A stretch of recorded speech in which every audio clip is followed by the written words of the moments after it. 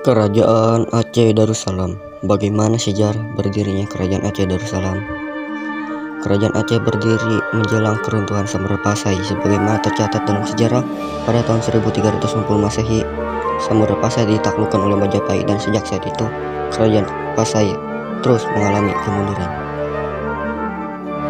Diperkirakan menjelang berakhirnya abad ke-14, Kerajaan Aceh Darussalam telah berdiri dengan penguasa pertamanya Sultan Ali Mughayat Shah yang dinobatkan pada Ahad 1 Jumadil Awal 913 Hijriah. Pada tahun 1524 Masehi, Mughayat Shah berhasil menaklukkan Pasai dan sejak saat itu menjadi satu-satunya kerajaan yang memiliki pengaruh besar. Siapa saja raja-raja yang memerintah Kerajaan Aceh Darussalam? Adapun raja-raja yang memerintah Kerajaan Aceh, 1 Sultan Muhayyad Hasan. Raja pertama ini memerintah Kerajaan Aceh. Di bawah kepemimpinannya, ia melakukan beberapa penyerangan seperti pada saat Portugis menduduki Malaka dan menyerang terhadap Kerajaan Aru yang terletak di pantai timur Sumatera Utara. Kerajaan Aceh juga membentangkan sayap kekuasaannya pada waktu itu hingga ke wilayah Pasai dan Daya di Sumatera Utara. Sultan Salaluddin, putra dari Sultan Ali Muhayyad Shah, ini otomatis menggantikan kedudukan sang ayah. Ketika beliau wafat, ia mulai memimpin sejak tahun 1528 sampai 1537 Masehi. Pada masa kepemimpinannya, kejayaan Kerajaan Aceh mulai menurun. Sultan Salaluddin tidak memiliki strategi mempertahankan kerajaan dan hanya duduk di tahtanya saja. Oleh karena itu, serta merta ia digantikan oleh saudaranya, Sultan Alauddin Riyad Shah Al-Qahar. 3. Sultan Riyad Shah Al-Qahar.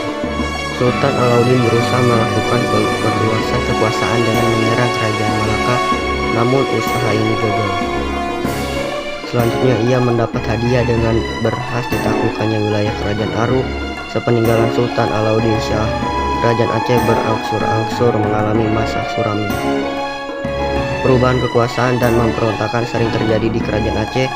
Beruntung datang seorang Sultan Iskandar Muda yang merendam gejolak di tanah Rencong. 4. Sultan Iskandar Muda atau Dharma Wangsa Perkasa Alamsyah. Masa Sultan Iskandar Muda dalam masa kejayaan kerajaan atau Kesultanan Aceh. Negeri Aceh ini amat kaya dan makmur pada waktu Sultan Iskandar Muda memimpin Kesultanan Aceh. Wilayah yang dikuasainya pun sangat luas. Wilayah tersebut meliputi pesisir barat Minangkabau, Sumatera Timur hingga Perak di semenanjung Malaysia.